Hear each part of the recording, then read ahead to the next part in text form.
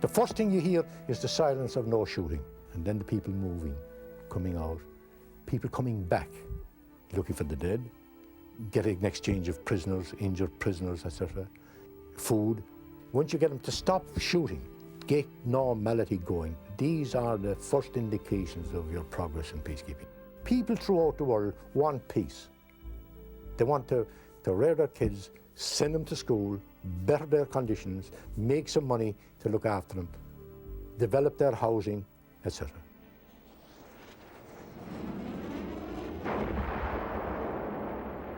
Niittala, Finland. Soldiers from Nordic countries train for service as United Nations peacekeepers. First of all, is it outside the area of separation, or is it inside the area of separation? It was outside the area of separation. Okay. There may seem to be a contradiction in training soldiers to wage peace, not war. But this concept is at the heart of United Nations peacekeeping. Your task is to patrol the road marked on the map. Although peacekeeping may be the single greatest innovation of the United Nations, its history and development remain largely unknown. Nevertheless, the blue helmet has become the symbol of the World Organization's efforts to preserve peace. Peacekeeping is a technical term. It means the use of multinational forces under international command to help control and resolve conflicts. It takes place with the consent of the parties. That's a central feature of peacekeeping. So you've got to start with, you've got to have some kind of agreement between the parties to a conflict. It all begins here, United Nations headquarters, New York City. Peacekeeping has never been easy, as the world has shifted from crisis to crisis since the United Nations founding in 1945. The SLA shelled Nabatea and killed 4 people this morning. And it's outside the uniform area of operations, but it's something which we may have to take up with the Israelis. Each morning, a group of UN officials confers on the status of 9 peacekeeping missions, involving over 10,000 soldiers around the world. On the border between Iran and Iraq, United Nations observers monitor a truce, negotiated after a long and destructive war. In Namibia, United Nations police monitors patrol the countryside, ensuring that human rights are respected by the local police. In Afghanistan, UN observers monitor the withdrawal of Soviet military personnel, ending a 10-year occupation. And in Cyprus, peacekeepers patrol the buffer zone separating the rival Greek and Turkish communities. The peacekeepers are lightly armed for self-protection and only fire in defense of their own lives or their comrades' lives as a last resort. Now this helps them from many points of view, because it gives a moral suasion to that force. United Nations peacekeeping was given new momentum with the awarding of the 1988 Nobel Peace Prize. Secretary General Javier Perez de Cuellar accepted the award on behalf of all UN peacekeepers since 1948. It was overdue. When you realize the number of people who are working with the United Nations in order to preserve peace is really remarkable. And to see soldiers working for peace is something which is extremely inspiring. Today, United Nations peacekeeping has become a useful tool for reducing tensions. But this was not always the case. And the history of peacekeeping is one with roots in nearly a century of devastating wars.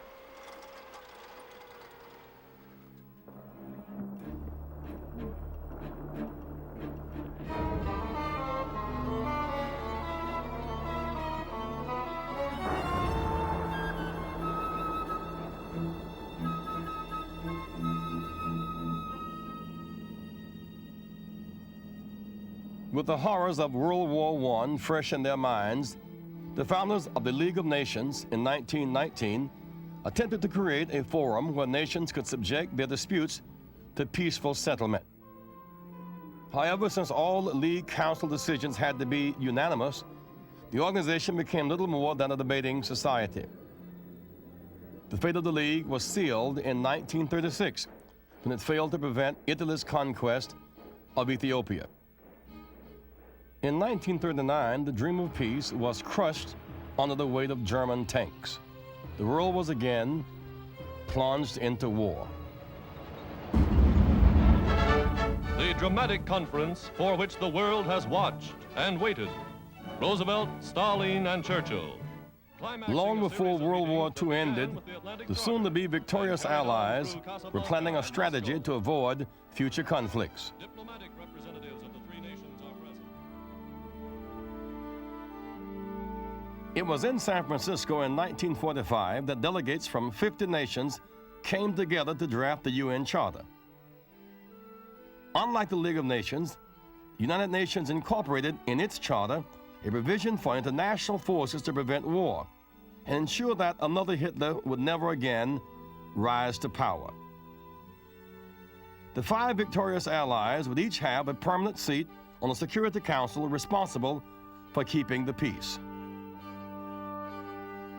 There were many who doubted that agreement could ever be reached by these 50 countries, differing so much.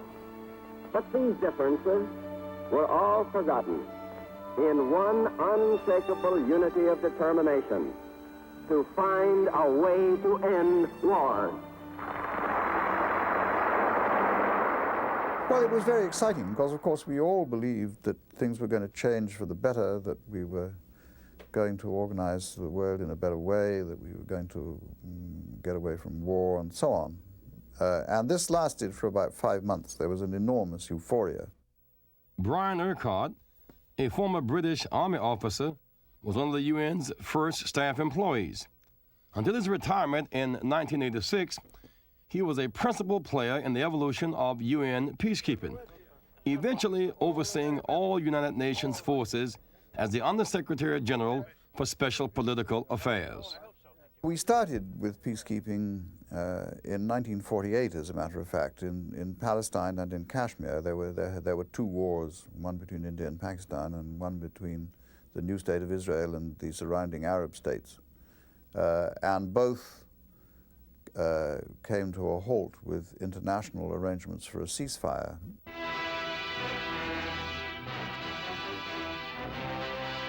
Grim climax of tragedy in the Holy Land.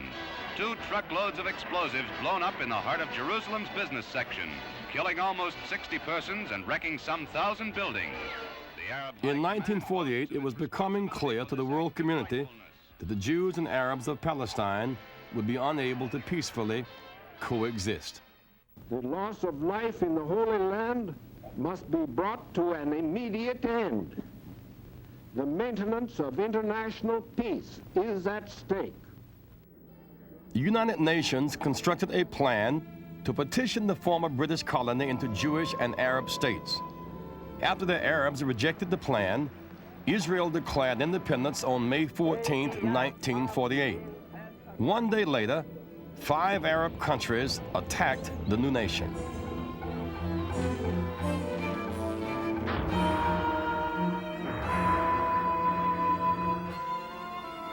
The mediator in Palestine, who was then Count Bernadotte, then immediately went to the area with Ralph Bunche, who was his deputy, and the Security Council declared a truce. Their job was to get that in place, and their second job was to negotiate the settlement, which, curiously enough, we all thought was quite an easy thing to do in 1948. I don't know why we thought that, but we did. Nobody had foreseen the enormous difficulty of doing this. An already difficult situation became worse when Count Bernadotte was assassinated by members of the Stern Gang, a militant Zionist organization, propelling his young American deputy, Ralph Bunche, into the position of chief mediator. This role would earn him the Nobel Peace Prize in 1950. Ralph Bunche was a central figure in establishing the notion and then elaborating the means of United Nations effective peacekeeping. He was immensely resourceful in dealing with implacable enemies, getting the various Arabs together and getting them together with the Israelis was quite a feat. These successful armistice negotiations have demonstrated conclusively the ability of the United Nations to mediate a serious conflict. Bunch very soon realized that if you had a war between 5 Arab states on the one side and Israel on the other, it was so complicated that it wasn't any good just telling them to stop fighting. That wouldn't happen. You had to have people on the ground to try to pin the truce down. So they recruited a number of military officers, put them in with UN armbands and told them to go off and supervise the terms of the truce. Trygve Lie, Secretary General of the United Nations, bids farewell to the 49-man group of international police, leaving for duty at his request to enforce armistice conditions in Palestine. Recruited from 7 nations, the men are all volunteers and constitute the nucleus of what may eventually be a guard force of 5,000 United Nations soldiers. These are the first soldiers in the Army of Peace. The United Nations Truce Supervision Organization, UNTSO, was responsible for monitoring the ceasefire lines between Israel and its Arab neighbors. The observers carried no weapons and were expected to keep the peace with little more than a pair of binoculars. This was a hastily improvised operation, and the unarmed UN observers had little power other than to observe troop movements and ceasefire violations. In fact, after 1950, the UN found it increasingly difficult to keep the peace along Israel's borders. You know, when UN was started in San Francisco and started and launched by the nations on the western side after the Second World War, and their concept was to establish a full-time UN army for the enforcement of peace. That is, deciding there was going to be peace and to enforce it by military means. Of course, that concept came unstuck very, very quickly when the Cold War started, because to enforce peace you had to have agreement in the Security Council. And when the Cold War was introduced, it was difficult to get peace on anything, or agreement on anything. So that whole concept, you might say, went out the window. In 1950, the Soviets attempted to seat the People's Republic of China instead of Nationalist China on the Security Council. After the Western powers blocked this effort, the Soviets staged a series of walkouts, leaving their council seat vacant. On June 25, 1950, troops from North Korea invaded South Korea, setting in motion a grave international crisis. With the Soviets absent from the Security Council, the Western powers were able to authorize a United Nations force to oppose the invasion. The Russians weren't there to veto it. Had they been there to veto it, who knows what might have happened. But the United States picked up the ball at once and said, we will send forces. And it went into the General Assembly, and there was another act in the Security Council which gave the United States the command of the United Nations forces in Korea, a command which it still exercises.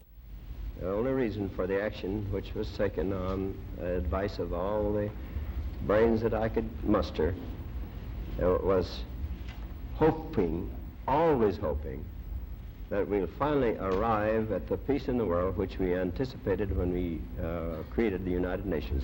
That's the only reason for the action. Thank you very much.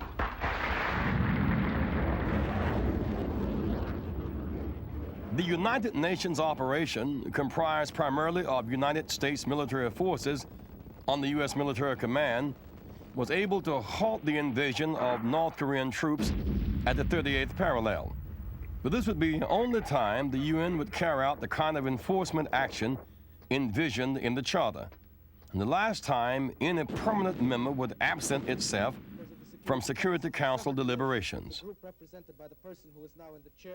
The Korean War signaled the end of Trygve Lie's career as Secretary General.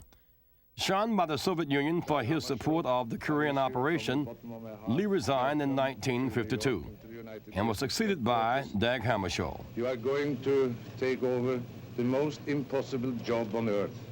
But I wish you all luck and all the best. Thank you very much for those kind words.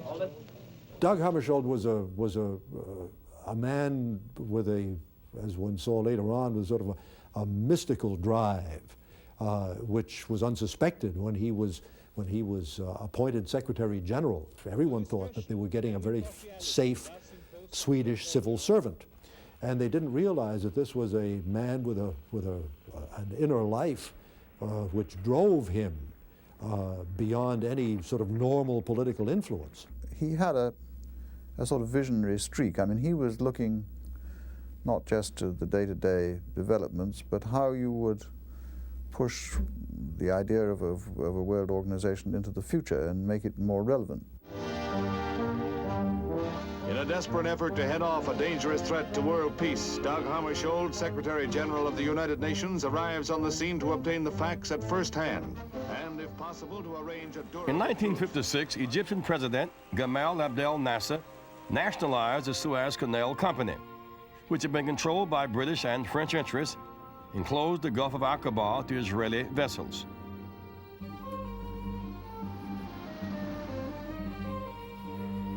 Israel, England, and France acted quickly to protect their interests.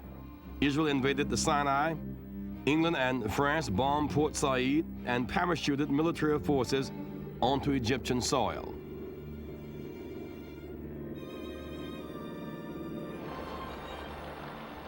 At Nasser's request, the Soviet Union dispatched military advisors. The possibility of an East-West global confrontation became frighteningly real. Because of a French and English veto, the Security Council was deadlocked. The General Assembly, in special session, called for a ceasefire and directed Hammarskjöld to come up with a plan to implement its resolution. For the setting up, with the consent of the nations concerned, of an emergency international United Nations force. It was then put forward by Lester Pearson of Canada and Dag Hammarskjöld that a peacekeeping force be introduced. And they called it actually at that time not even a peacekeeping force, they called it an emergency force. That's why the title of the first UN peacekeeping operation is called the United Nations Emergency Force, UNEF.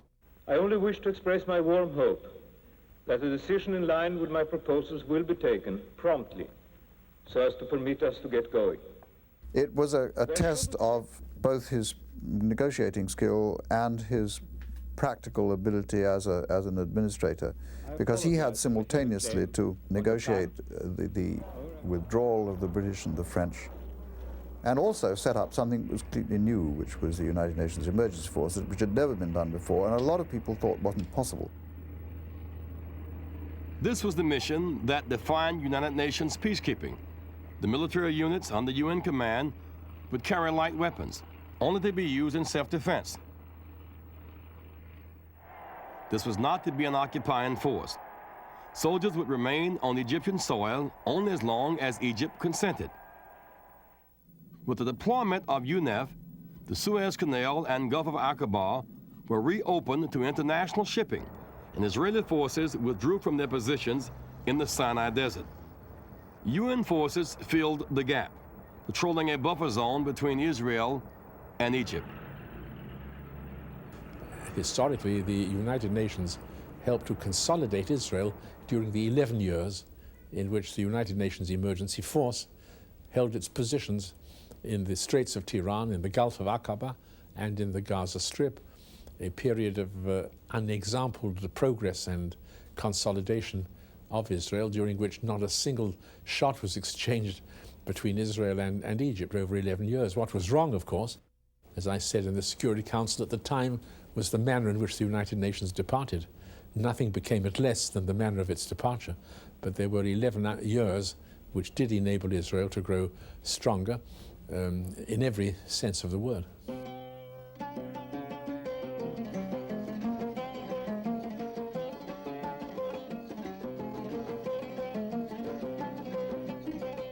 I left to go to serve in the United Nations Emergency Force in 1960, and our job was to patrol the first 23 miles on the frontier between Egypt and Israel.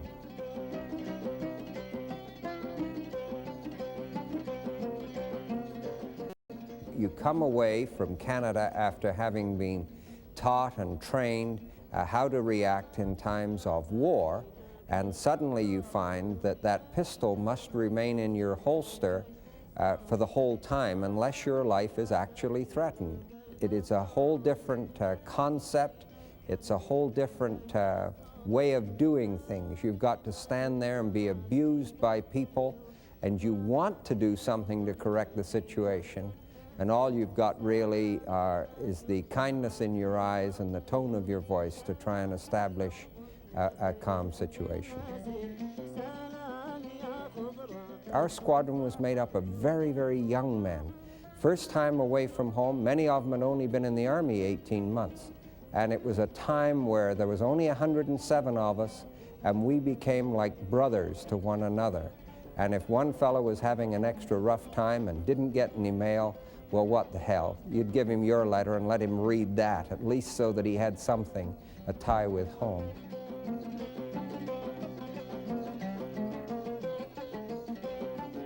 A good soldier inevitably makes a good peacekeeper, because the traits he's taught as a soldier in his disciplined approach to society, to the use of arms, and to the respect for arms and their use, help him very much in peacekeeping. He needs patience. He needs to be a good listener. He needs to demonstrate a sympathy and a humanity. He must be able to establish a credibility with the confronting soldiers on the ground. He must not be easily misled or bluffed. He must appreciate that he carries out a very responsible operation with particular reference to his reporting, because it's on him that the judgments are made at the higher levels. It's the accuracy of his reporting of incidents are reflected in, eventually, decisions in the Security Council. My first exposure to the UN was in 1961 in the Congo as a company commander with the 36th Irish Battalion operating in Elizabethville. That was very early in the UN use of peacekeeping forces in operation. Now, Congo is a huge country, major logistical problems, a confused political situation, mutinies by the local military forces, etc. So the situation was extremely confused, and very much so for a young Irish company commander in that operation. The Belgian Congo, now the nation of Zaire, came to independence amid a nationalist movement that had swept through Africa. By 1960, 17 African nations had gained independence.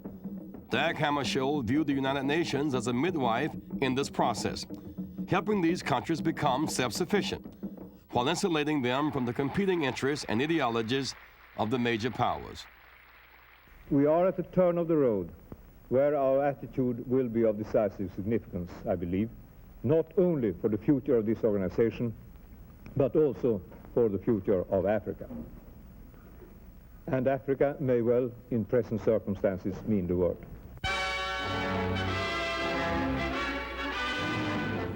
Violence and chaos in the Congo. Barely 11 days after official independence from Belgium, Congolese troops mutinied and began a wave of attacks and looting throughout the far-flung sectors of the former colony. The first Congolese government, a fragile coalition consisting of the charismatic Prime Minister Patrice Lumumba and President Joseph Kasavubu, was faced with widespread disorder and violence. Desperately seeking a way to end the chaos, Prime Minister Lumumba turned to the United States. Lumumba wanted military assistance. He wanted a military base to cope with the essentially military problems of law and order to the extent that he ever could in the Congo. And the first person he turned to was President Eisenhower and asked for American military help. And Eisenhower's reply was a determinant, really, for what happened. He said, "We will not give you any American help. You have got to get any help you need from the United Nations."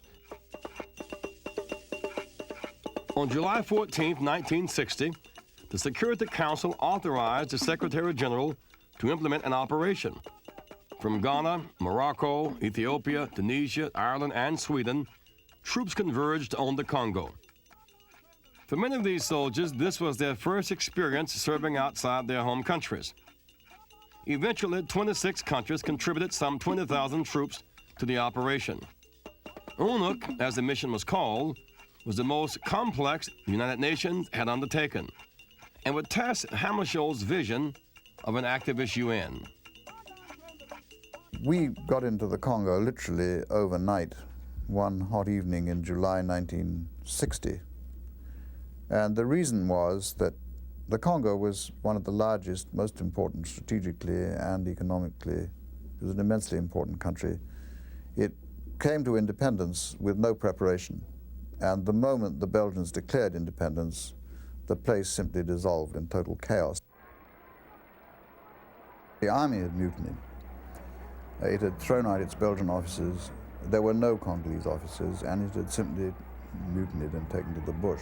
And this was creating a tremendous problem in any towns, and the civilians were all frightened. And we managed to mobilize a train with a battalion of Moroccans to try to get the soldiers back to camp and under orders of some kind again. We put a blue flag on the front of the engine, but what was nice was that the Congolese had never heard of the UN at all. They had no idea, and in fact one of the local commissioners, it was called ONU in French, he said, l'ONU c'est quelle tribu? What tribe is the United Nations? Many people in our country had not seen so many different types of people from around the world. We have Ghanaians and Irish and Swedes and so on. So it's quite exciting having all these people in the country.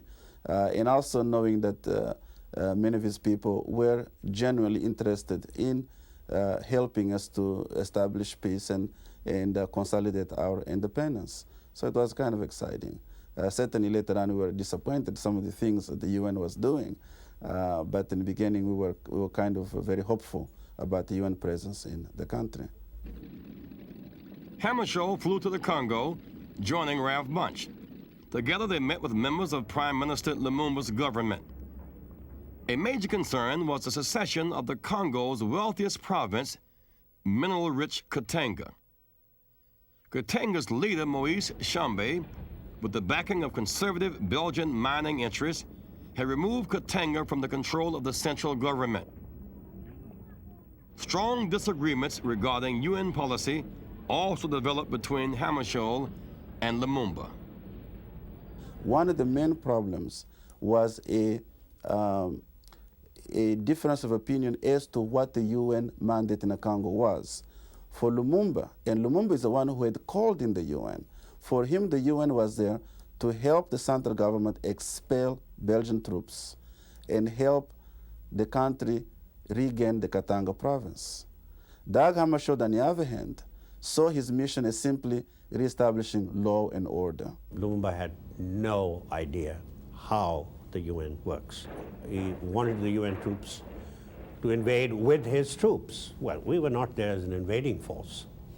The UN was there, UN troops were there as a peacekeeping force. The UN simply could not accept that task. He couldn't understand why we could not accept that task. A frustrated Lumumba turned to the Soviet Union for aid and began his own military campaign against Katanga. This new alliance frightened the Western powers and plunged the Congo into the icy waters of the Cold War. The United States deplores the unilateral action of the Soviet Union in supplying aircraft and other equipment for military purposes to the Congo. Hammarskjöld and the Western powers now considered Lumumba irresponsible and dangerous. In a move to eliminate Lumumba, the United States and its allies threw their support behind Congolese President Joseph Kasavubu, who formed an alliance with the army chief Joseph Mobutu, and on September 5, 1960, dismissed Lumumba as prime minister. Lumumba refused to step down. Fearing an outbreak of hostilities between rival factions, the United Nations took steps critics claim undermined the prime minister, most notably closing the national radio station and international airport in Leopoldville.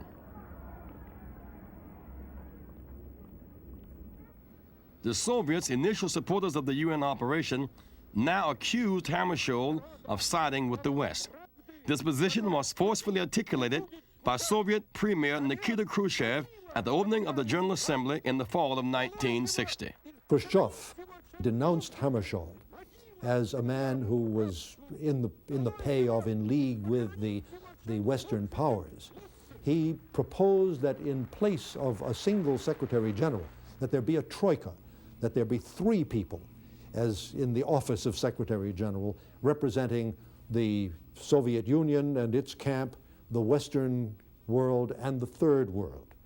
And this, of course, was a monstrosity which Hammarskjöld refused to bow to. By resigning, I would therefore, at the present difficult and dangerous juncture, throw the organization to the winds. There was a famous episode, I remember watching it from a booth, the CBS booth overlooking the General Assembly, where, having earlier hammered his fists on the table to demonstrate his objections to various points in the debate, he took off his shoe, his old brown shoe, and beat it on the table.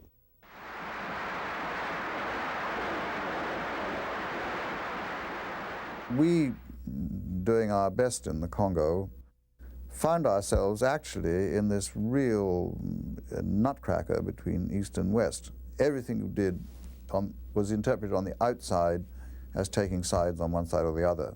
The fact that what you were trying to do was to get the poor old Congo onto its feet again and get people living normal lives was completely ruled out. It became an East-West obsession.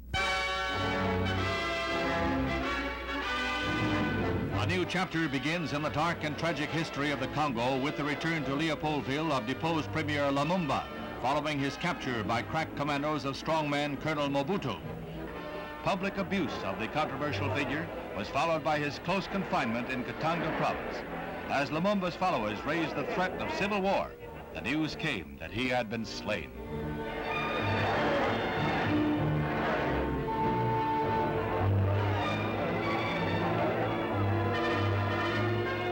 There were demonstrations in many of the world's capitals, and it broke out in the Security Council as well. I happened to be there. The meeting was in progress. The question of Lumumba came up, and there was sort of a minor riot broke out.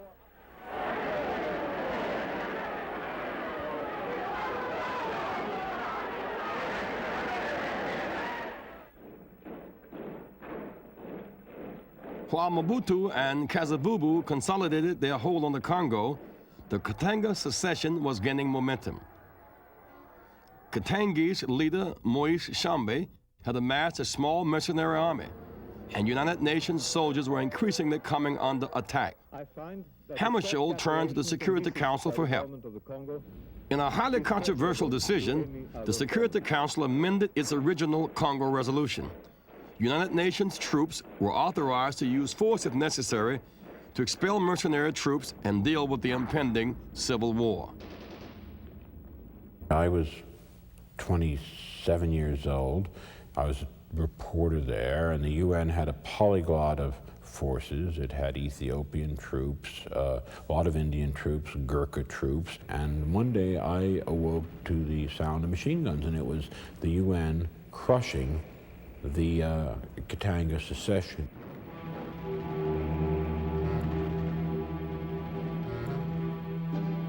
I'd always wanted to be a war correspondent, and much to my surprise, I had become one.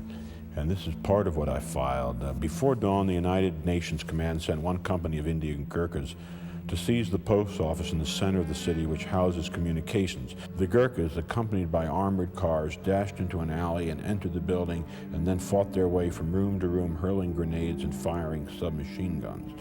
As the fight was still raging, a reporter telephoned the post office. A Katangese replied, "We are all dying." It was very bloody. I mean, it was quite shocking to a young man at that moment.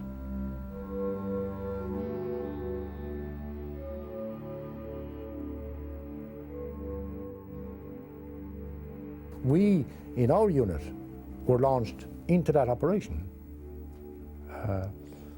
And the first part of that operation for our battalion was a battle for a tunnel in the entrance to Elizabethville. I was going to command, committed to that. That was the first time in my life I came under fire, under mortar fire, small arms fire. A little frightening, you know. And one has an anxiety as to how you're going to react to such a situation, because on your reaction depends very much on what your men are going to do.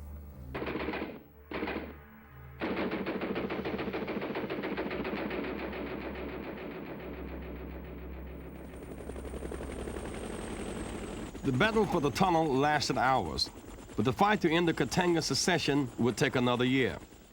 As negotiations dragged on and casualties mounted, the United Nations found itself in a very uncomfortable position.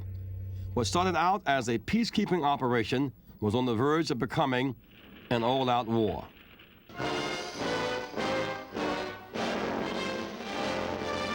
While with the UN Indian troops in Katanga, Movietone cameraman Ernest Christie, in these exclusive films, recorded a startling drama. A tragedy caused when a driver, ordered to halt, speeded up and drew a deadly fire. A wife slumps to her death beside her husband, Albert Verbrugge of Belgium, as Verbrugge, badly wounded, staggers from his car to beg that the shooting cease.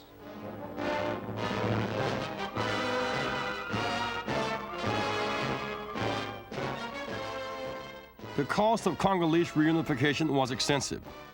After 4 years of fighting, thousands of Congolese and 237 UN troops had died in the struggle. The most prominent casualty was the Secretary General himself. While en route to meet Tshombe in an attempt to negotiate an end to the fighting in Katanga, Hammarskjöld's plane crashed, leaving no survivors.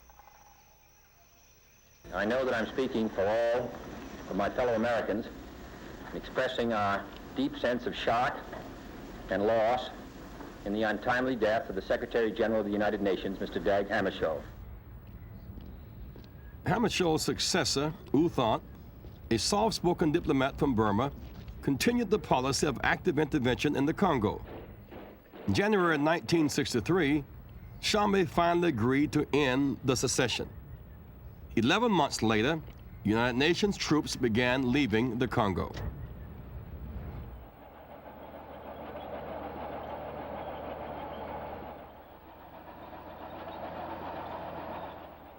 The Congo example teaches us many things. The major powers which were prepared to go along with an activist Secretary General rapidly discovered that their interests were not being served as they each thought they would be served, and the Soviets fell off the team very early on, and in fact they began to refuse to contribute to any peacekeeping operations, largely on the basis of the, quote, illegality, unquote, of the Congo operation.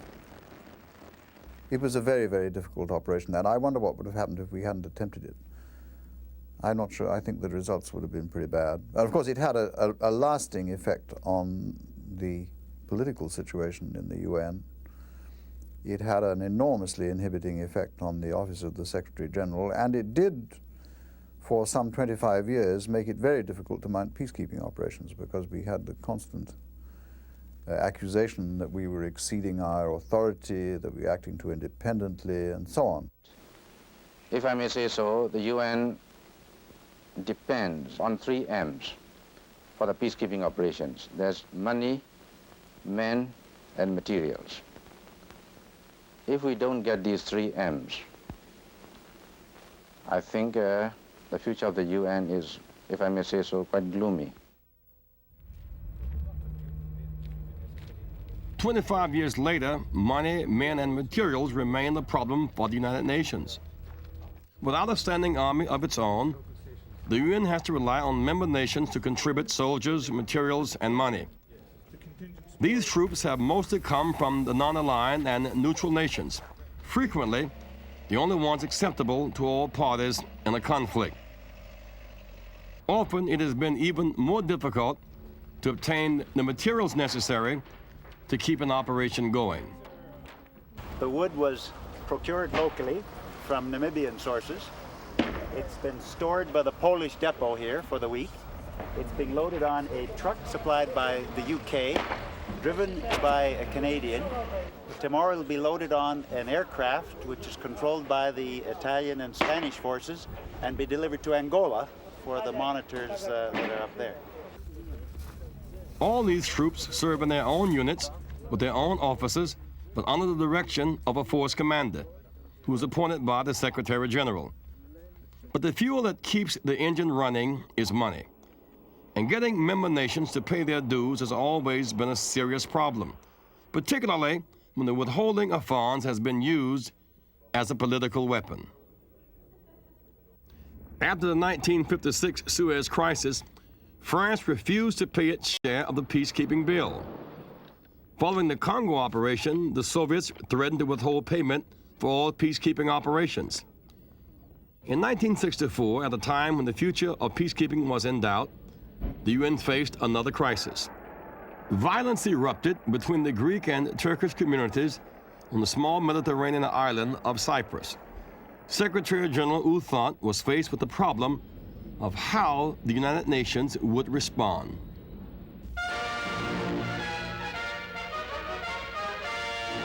Cyprus has been a troubled land since it gained independence from the British 4 years ago. Partitioned between Turkish and Greek Cypriots, the island has been the scene of hostility and bloodshed since last December. Then Greek Cypriots assaulted towns occupied by islanders of Turkish descent. Now, with Turkey and Greece on the brink of a full-fledged war, the United Nations Security Council was quickly called into emergency session, and the two governments received a direct appeal for an immediate ceasefire. The resolution was introduced by Ambassador Stevenson. Unless the present flames are quenched, and quenched quickly, they will spread, fanned by these hot fires of fear. If that happens, our deliberations will not be an inquiry, they will be an autopsy. On March 13, 1964, United Nations peacekeepers entered Cyprus. In contrast to the Congo, the Cyprus mandate specified that weapons could only be used in self-defense and required the mission to be reviewed and reauthorized every 3 months by the Security Council. 10 years later, after a coup against Cypriot President Makarios, the Turkish army intervened and violence broke out again.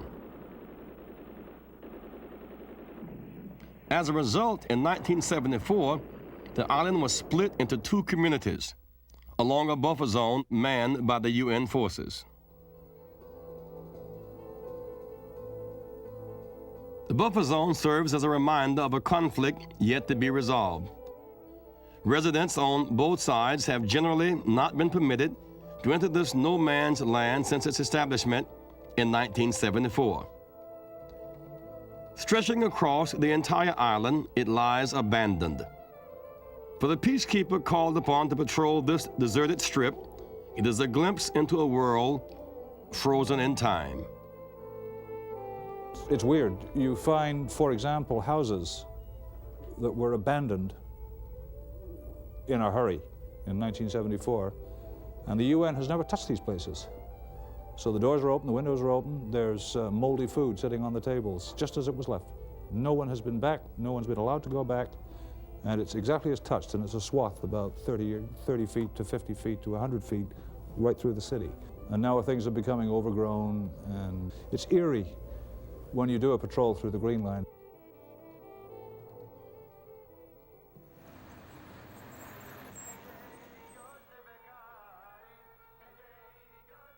People do respect someone who's there trying to help them.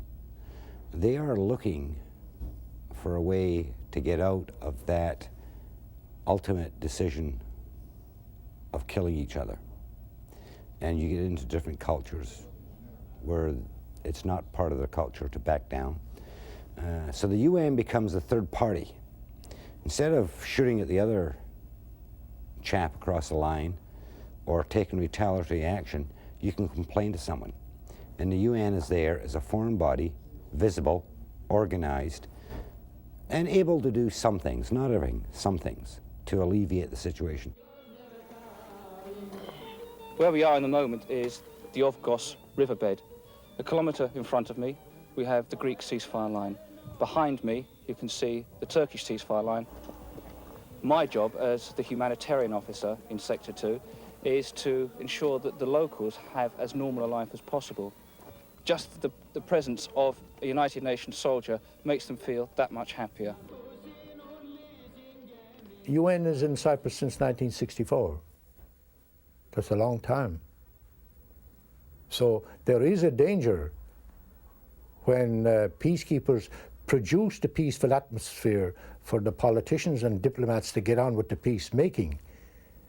Sometimes the energy with which that diplomacy should be applied is not applied, and consequently you get extended peacekeeping operations who more or less guarantee a kind of a status quo, which is not good for peacekeeping. It is very frustrating in Cyprus that the peacemaking, the negotiation of a settlement of the conflict has been less successful, has proceeded more slowly than the peacekeeping. But that doesn't constitute an argument for removing the peacekeeping. How do you remove a peacekeeping force without provoking immediate conflict?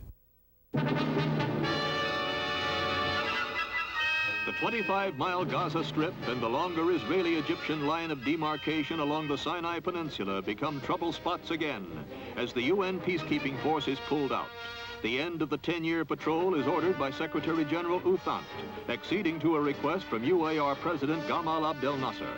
Mr. Thant, who promptly announced he would fly to Egypt for a 5-day conference with Mr. Nasser, says he had no choice but withdrawal, since the 3,400 UN soldiers representing 7 nations were sent in at Egypt's request and could not stay without its permission.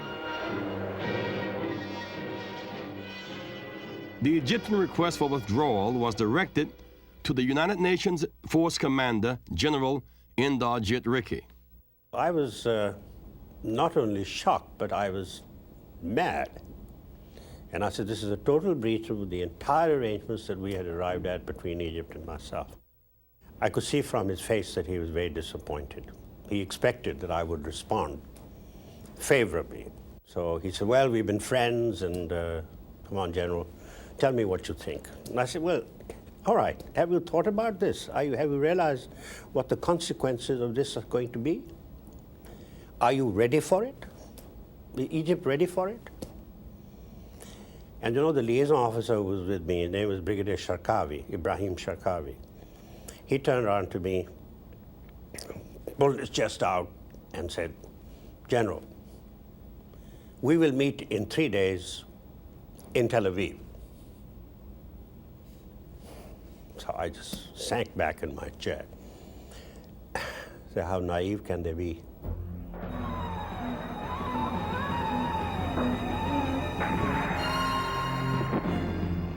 On June 5, 1967, all-out war erupted. Israeli tanks plowed past United Nations outposts in the Sinai to engage their Egyptian foes. 36 peacekeepers died, caught in the crossfire of a war that their very presence was supposed to have prevented. Before it was over, Israeli troops had smashed through Egyptian positions and taken the Sinai Peninsula and Gaza Strip. They also captured the Golan Heights from Syria and drove the Jordanians out of the West Bank and East Jerusalem. After only 6 days, Egyptian commander Munam Abdul Husseini met with Israeli leaders to surrender unconditionally. In the aftermath of the fighting, United Nations peacekeeping came under fierce criticism from many sides. The paradox was that it was withdrawn just when its presence was most crucial. And therefore I used 2 metaphors. One was it's like an umbrella that you take away when it rains, and the other was when it is a fire brigade which vanishes as soon as they smell smoke. That was the great paradox. It is when it is most needed that it is withdrawn. This is a crisis which nobody in the West has ever wanted to understand. Our troops were solely on Egyptian soil. They weren't on Israeli soil. And when Hammarskjöld negotiated them in, it had been recognized that Egypt had a perfect right to ask them to leave whenever it wanted. And what should have happened was that the Soviet Union and the United States should have gone in Egypt and in Tel Aviv and said, now look here, we're going to sort this out, let's not have a war about it. and they should have sat on both their clients. Nobody did that. All they did was blame U Thant. U Thant's decision to remove the United Nations force from the Sinai would haunt him for the rest of his tenure as Secretary General. In the aftermath of the '67 war, peacekeeping was at its lowest point. The UN cannot recreate reality. The UN is basically a reflection of its members. It is basically a reflection of whatever tensions or absence of tensions exist amongst and between its major members. I think it's unreasonable to expect the United Nations to solve problems that nobody else can solve. It is sometimes a useful venue, a useful forum, it's a useful place for people to get together and see if differences can be worked out. When the '67 war ended, it ended with Israel in possession of the whole of the Sinai Peninsula and of the Gaza Strip, which had fallen to Egypt in the earlier phase, and of course of the entire West Bank and the Golan Heights. And Israel was the dominant military power in the area. The Arabs never could accommodate themselves to the fact that Israel was there and Israel was there to stay, and if there was to be peace, there had to be peace with Israel, which meant that a peace that Israel would accept. They maintained a posture of defiance. The Egyptians brought the whole situation to the Security Council, and there was an interminable series of meetings, which nobody in the West, for some unknown reason, took really seriously. The Egyptians saying, look here, what is the situation here? This is territory that's been Egyptian for 4,000 years. Is it really true that might is right, that the only people that there is no law, and it ended up with a US veto of a resolution. Whereupon I think Sadat decided, having made 2 shots at a peaceful settlement, that he was going to have to do something different. On October 6, 1973, Egypt and Syria coordinated a surprise attack against Israeli troops in Sinai and the Golan Heights on the Jewish holy day, Yom Kippur. Catching the Israelis off guard, Egyptian forces crossed the Suez Canal while Syrian troops attacked on the Golan Heights. The Egyptian offensive across the Suez Canal went very well for the first week or two, but then the Israelis got their act together, counterattacked. Sharon crossed the canal, and there was suddenly an interlocking of forces. And at that point, the Russians, who had had so much invested in Egypt, threatened to intervene. The United States at once responded, and there could have been, at that point, a superpower collision. There could have been World War III. For 2 weeks, the Security Council was unable to reach a ceasefire accord. The United States and Soviet Union brought their strategic forces to a full state of readiness. Then, on October 24th, the Security Council called upon the Secretary General, Kurt Waldheim, to create a new emergency force. Once again, United Nations peacekeepers from all parts of the world arrived in Egypt. We interjected, at 24 hours' notice, a whole international peacekeeping group between the Egyptian and Israeli armies, and among them were a battalion of Finns. The Israeli troops had not got the orders yet to cooperate with these people, and when they set up a checkpoint on the Cairo-Suez road, the Israelis proceeded with a tank patrol to try to demolish it. And the Finns put down their arms, linked arms, and stood in the middle of the road and said, if you chaps want to either shoot us or run over us, please do it. But the only trouble is that we have the battalion photographer in a safe place and he's going to photograph it. So we recommend you don't do it. Whereupon the Israelis found that they actually hadn't got the orders yet and so on. In mid-November, the combatants made their first peaceful contact on a desert road 101 kilometers from Cairo, the furthest point in the Israeli advance during the war. It was here that the arrangements for the ceasefire were made. I think that was one of the best example of what the UN can do in a conflict situation, because that incident came after one of the most bitter fighting in the Middle East, the biggest tank battles that you could imagine.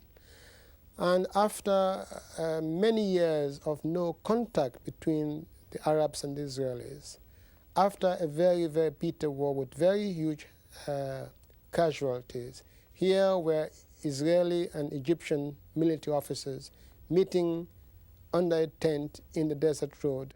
The cast of characters were put together by the Americans under Kissinger, but we provided the logistics, we provided the, I think, the atmosphere, and as chairman, General Siddersville performed marvelously. I would hope that history may record one day that the initial step towards understanding, reconciliation, and peace in the Middle East began here at kilometer 101.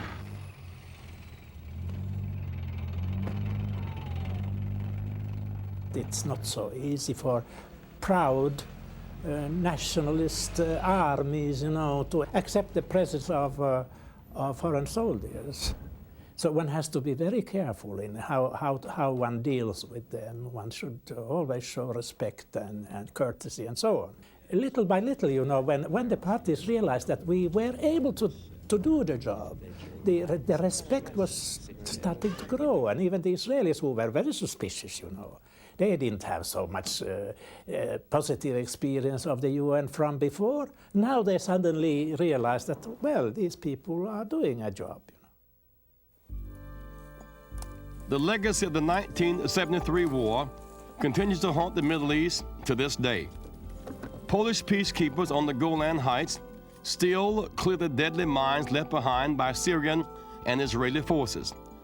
These soldiers are part of the United Nations Disengagement Observer Force, stationed along the ceasefire line between Israel and Syria. The best example of a successful peacekeeping operation under UN auspices in the Middle East is the Golan operation.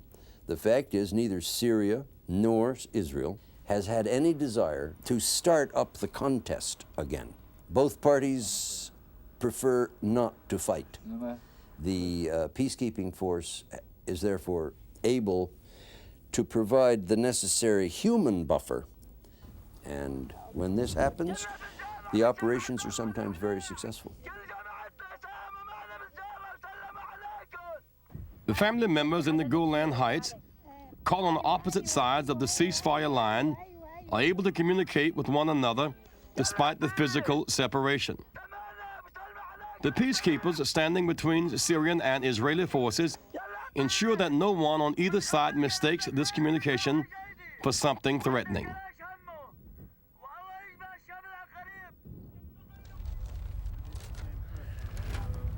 Greyland first. 2,500 miles from the Golan Heights, Scandinavian soldiers train for service with the United Nations. There were about 5 rounds exchanged. Yeah, it's still in progress. My experience is that these small neutral countries like Sweden, Austria, Finland, and others, small countries, whose armies are not there to enforce the will of a great power, for instance, but are usually there in order to defend their own countries.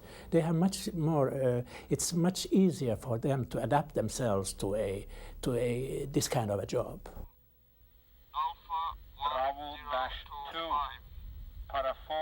We have created to this terrain something that is very close to Golan, for example, Golan conditions. We have 2 hostile countries, Greyland and Blueland, and they have come to ceasefire.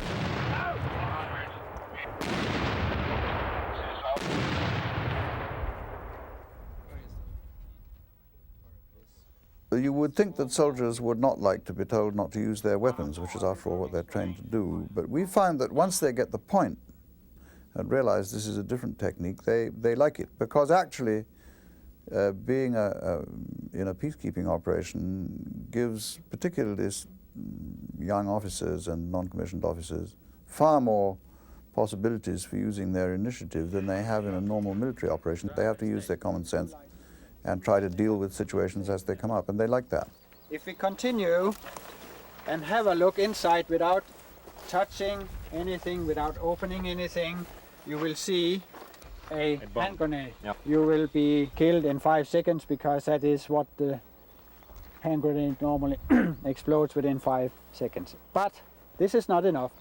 We have booby-trapped this vehicle. One of the stolen UN cars was seen last night in the vicinity of checkpoint 4. It has been painted grey, partly in any case. If you see it, report it immediately, but do not try to recapture it.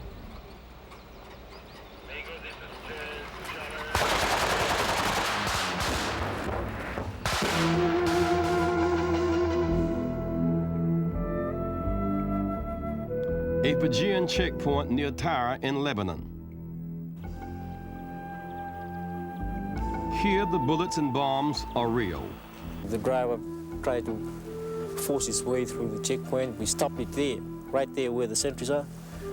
And a couple of seconds later, it just blew up.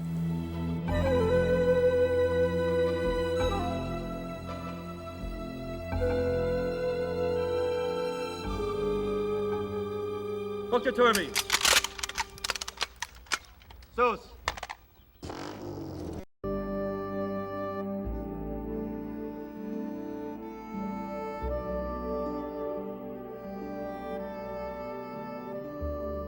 Now there is a lot of talk going on at present about other areas of international concern to which the principles of peacekeeping could be applied. For instance, the delivery of relief supplies to civilian populations in civil war situations. There are some who advocate the use of peacekeeping troops in some aspects of the fight against terrorism, in some aspects of the fight against drugs.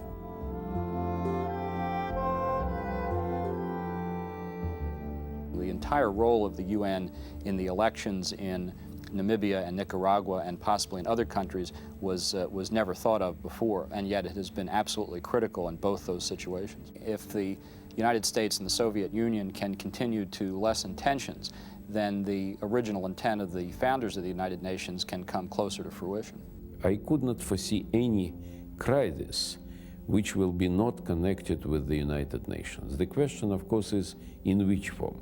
We cannot, create the model which will be applicable to the Middle East and to Kampuchea or to any other areas. Of course, from area to area, the model will be different, but the important element of the model is the presence of the United Nations. As we get away from war as an accepted phenomenon of the human race, peacekeeping will become much more the rule. And it is a bargain. Everybody says it's very expensive. All peacekeeping operations until about 1985 cost something of the order of $3 billion. That's for 40 years. The arms bill for last year was $1,000 billion for 1 year. Peacekeeping is not expensive in the context of war and peace, which is the context it has to be seen in. And I think that we need now that we have a much more sensible political climate in the world, we need now to take this small experiment, which it's been so far, and develop into something much more consistent and something which people take really for granted as the ordinary way of finding an alternative to war.